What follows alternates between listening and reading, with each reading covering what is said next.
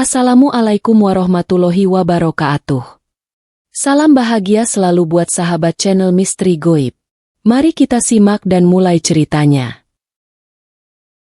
Di sebuah desa terpencil yang jauh dari keramaian kota, terdapat sebuah rumah tua yang dikenal oleh penduduk setempat dengan nama Rumah di Ujung Jalan. Rumah tersebut sudah lama ditinggalkan. Namun beberapa orang yang berani mengunjungi tempat itu seringkali mengungkapkan pengalaman aneh yang mereka alami. Namun, tidak ada yang berani menceritakan dengan detail tentang kejadian-kejadian itu, hingga akhirnya cerita tentang koridor belakang mulai beredar. Eka, seorang mahasiswa dari kota yang sedang melakukan penelitian tentang sejarah desa tersebut, memutuskan untuk datang dan mengungkap misteri yang tersembunyi di balik rumah itu. Setelah mendapatkan izin dari kepala desa, Eka berangkat dengan niat untuk menggali lebih dalam tentang keberadaan rumah tersebut dan hubungannya dengan kejadian-kejadian yang selama ini hanya menjadi rumor. Sesampainya di rumah tua itu, Eka disambut oleh aroma tanah basah dan udara yang dingin. Bangunan tersebut terlihat sangat rapuh, dengan cat tembok yang mengelupas dan jendela yang pecah. Namun, meskipun tampak terlantar, ada sesuatu yang menarik Eka.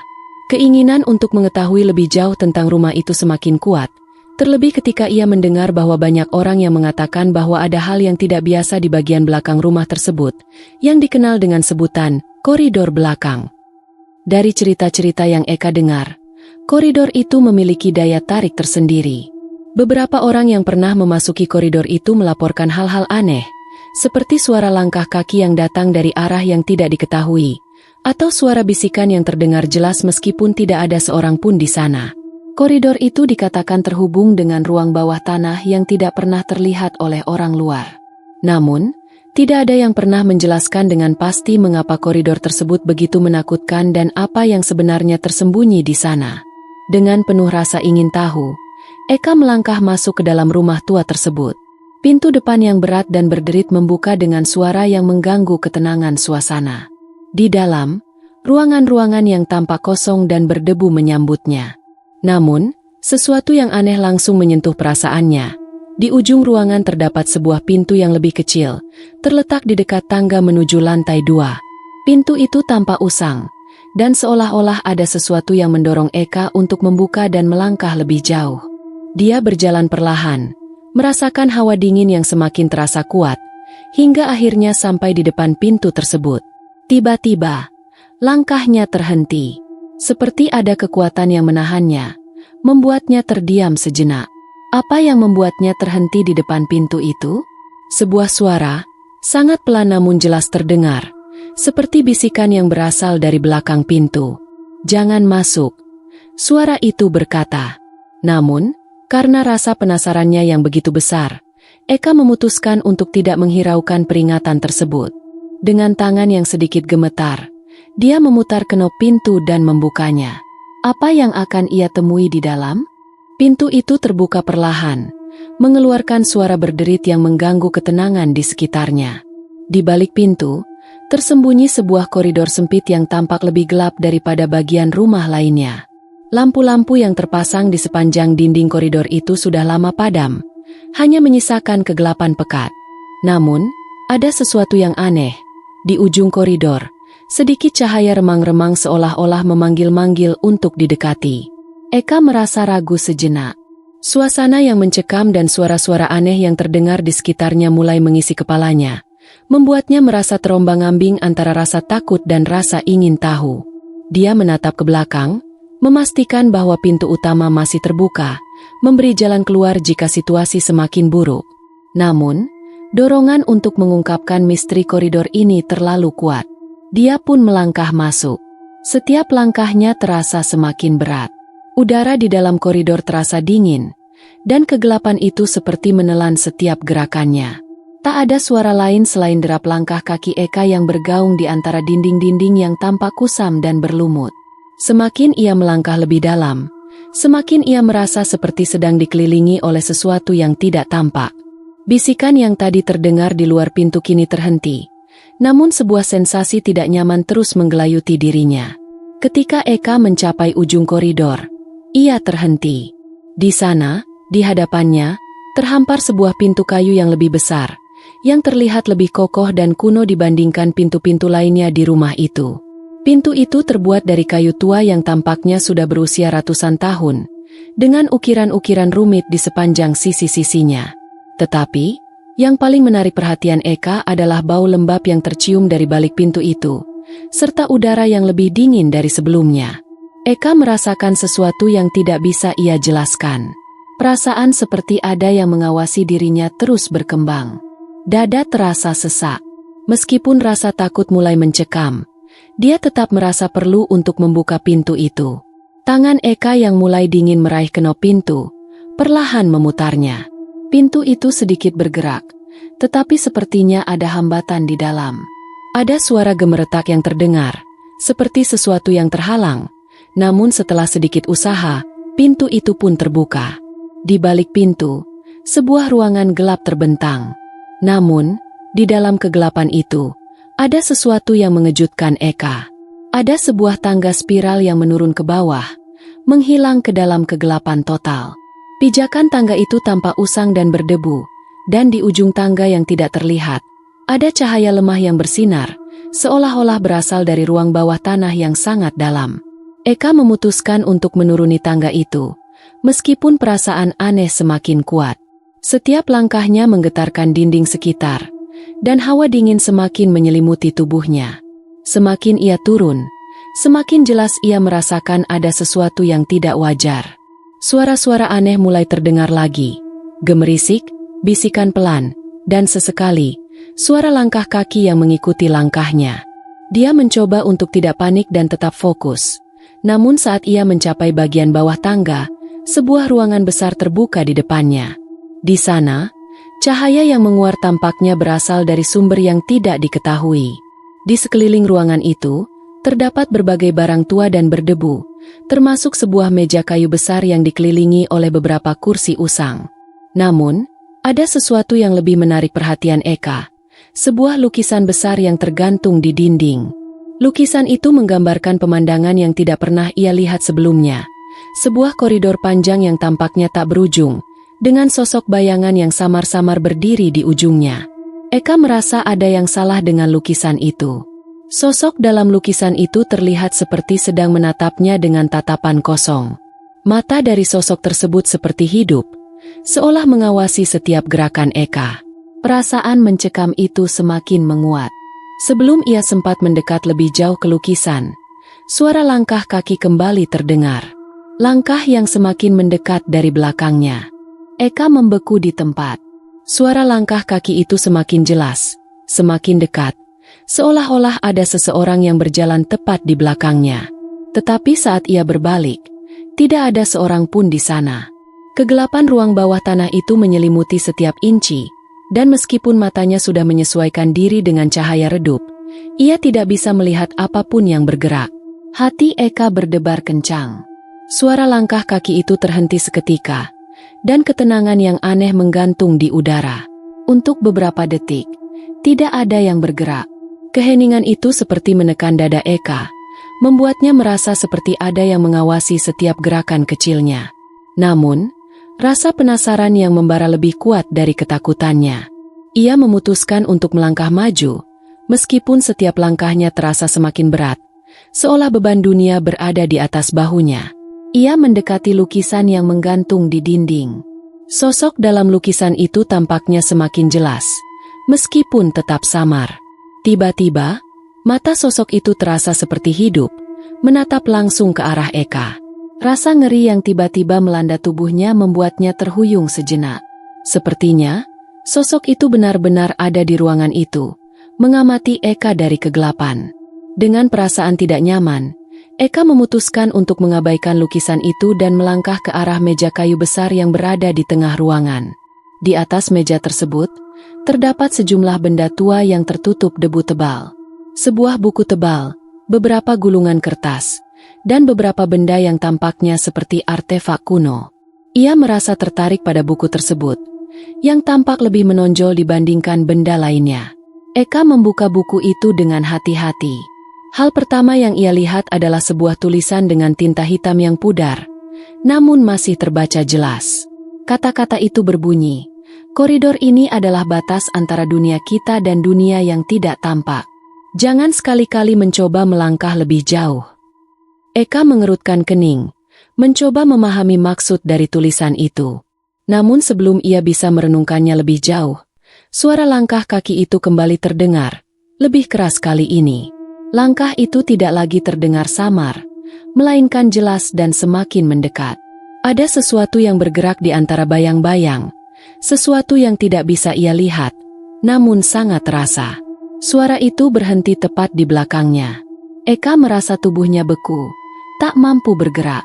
Ia ingin berbalik, ingin melihat apa yang ada di belakangnya, namun kakinya terasa sangat berat. Tiba-tiba, sebuah suara lembut namun menakutkan berbisik di telinganya, membuat bulu kuduknya meremang. "Jangan lihat ke belakang." Suara itu terdengar, sangat dekat, seakan berasal dari sosok yang ada di belakangnya. Eka menahan napasnya, berusaha menenangkan diri. Setiap serat tubuhnya menjerit untuk melarikan diri, namun entah mengapa ia merasa ada sesuatu yang mengikatnya di tempat itu. Tangan yang memegang buku itu gemetar, dan matanya tertuju pada tulisan yang semakin tampak mengerikan. Siapa yang telah memasuki koridor ini tidak akan pernah keluar. Dengan seluruh kekuatannya, Eka akhirnya memutuskan untuk berbalik. Perlahan, ia mengalihkan pandangannya dari buku itu dan menatap ke belakang. Namun, tidak ada siapa-siapa. Ruangan itu kosong. Keheningan yang mendalam kembali menyelimuti ruang bawah tanah itu. Eka merasakan seolah-olah sebuah beban berat baru saja dilepaskan dari bahunya. Namun, perasaan itu hanya bertahan sesaat. Ketika ia kembali menatap pintu keluar, ia menyadari sesuatu yang sangat mengejutkan. Pintu yang tadinya terbuka lebar sekarang sudah tertutup rapat. Pintu menuju tangga yang sempat ia lewati kini terhalang oleh bayangan gelap yang tak dapat dijelaskan. Eka merasakan sesak di dadanya. Tiba-tiba, sebuah suara keras terdengar dari atas, seperti suara benda berat yang jatuh. Langkah kaki itu kembali terdengar, kali ini lebih cepat, semakin mendekat, dan seakan-akan mengelilinginya. Tanpa pikir panjang, Eka berlari ke arah pintu yang mengarah ke tangga, mencoba mendorong pintu yang tertutup rapat. Namun, pintu itu tidak bergerak, seakan ada kekuatan lain yang menghalanginya. Di dalam kepanikan itu, tiba-tiba sebuah suara terdengar lagi, lebih jelas kali ini. "Selalu ada yang menunggu di sini, dan mereka tidak akan pernah membiarkanmu pergi." Eka memekik, tubuhnya terasa lemas, seolah-olah ada yang menariknya ke dalam kegelapan. Ia harus keluar dari tempat itu, tetapi setiap usahanya untuk melarikan diri seolah sia-sia. Koridor yang menakutkan ini sepertinya tidak membiarkan siapapun keluar. Panik melanda hati Eka. Setiap detik terasa seperti sebuah abad. Tubuhnya bergetar hebat saat ia berusaha dengan segala kekuatan untuk membuka pintu yang tampaknya tidak akan pernah terbuka. Tangannya yang gemetar memegang gagang pintu, mencoba memutar kenop, namun pintu itu tetap kokoh, seolah-olah terikat oleh sesuatu yang jauh lebih kuat daripada fisik manusia. Suara langkah kaki itu semakin cepat, terdengar mengelilingi ruang bawah tanah yang sepi. Suara itu datang dari berbagai arah, seolah-olah datang dari dinding, dari langit-langit, dan bahkan dari tanah di bawahnya. Suara itu mengalun, penuh dengan ketegangan dan ancaman yang tak terucapkan. Ada perasaan yang kian kuat, bahwa ia sedang dikelilingi oleh sesuatu yang bukan manusia, yang ingin menjebaknya di dalam ruang gelap ini. Eka berusaha berpikir jernih. Ia menatap ruangan dengan lebih seksama. Di sudut, dekat dengan meja besar tempat ia menemukan buku itu, terdapat sebuah pintu kecil yang hampir tak terlihat. Pintu itu tampaknya mengarah ke sebuah lorong sempit yang lebih jauh ke dalam kegelapan. Sebuah pemikiran tiba-tiba muncul di kepalanya. Mungkin itu satu-satunya jalan keluar. Tanpa berpikir panjang, ia berlari menuju pintu kecil itu, meninggalkan pintu besar yang terkunci dan suara langkah kaki yang semakin dekat. Saat ia mencapai pintu itu dan membuka sedikit, sebuah bau busuk yang sangat menyengat langsung menyerbu hidungnya. Di dalamnya, hanya ada kegelapan yang semakin tebal, dan suara angin yang terdengar aneh, seperti desisan yang memanggilnya untuk masuk. Pintu itu terbuka dengan susah payah, dan Eka bisa merasakan hawa dingin yang semakin menyelimuti tubuhnya. Ia tidak tahu apa yang akan ditemuinya di dalam sana, tetapi ia merasa tidak ada pilihan lain.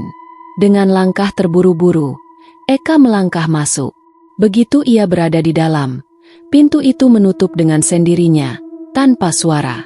Terperangkap di dalam lorong gelap, Eka hanya bisa berjalan lebih jauh, mengikuti jalan sempit yang berliku. Setiap langkahnya bergema, seolah ada yang mengawasi dari balik kegelapan. Di sepanjang jalan, ia mulai melihat tanda-tanda aneh, sebuah ukiran samar di dinding, sebuah gambar yang sepertinya terbuat dari darah kering, dan suara bisikan yang terus terdengar, seolah-olah berbicara dalam bahasa yang tidak pernah ia dengar sebelumnya.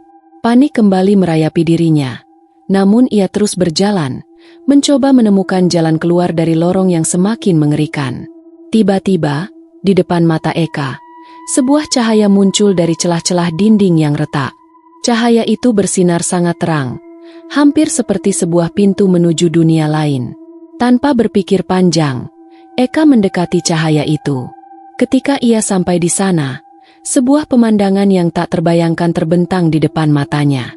Ruangan besar yang dipenuhi dengan benda-benda aneh, cermin yang pecah, kursi-kursi kayu tua yang terbalik, dan sebuah meja besar yang dihiasi oleh sebuah patung berbentuk manusia yang wajahnya tertutup kain hitam. Di tengah ruangan, ada sebuah pintu besar, yang terlihat sangat kokoh, namun tidak seperti pintu yang lain. Pintu ini terasa lebih hidup, seolah-olah ada energi yang memancar dari baliknya. Eka merasa seperti ada sesuatu yang menariknya ke pintu itu, sebuah kekuatan yang tidak bisa ia hindari. Saat ia mendekat, suara bisikan yang keras kembali terdengar, lebih jelas kali ini. "Jangan buka pintu itu.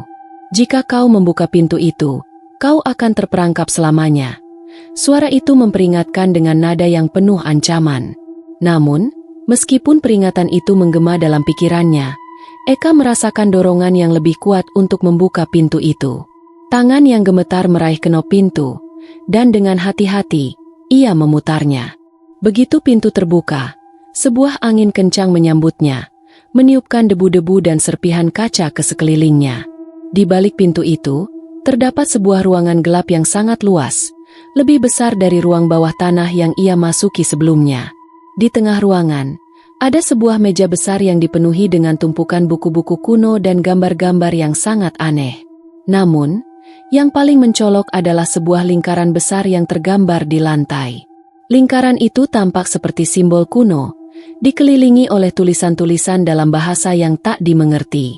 Eka merasa seolah-olah dia tidak sendirian di ruangan itu. Ada sesuatu yang sangat besar dan sangat kuat yang mengawasinya dari kegelapan. Seketika, sebuah suara berat terdengar, seperti suara yang datang dari kedalaman tanah. "Kau sudah melangkah terlalu jauh.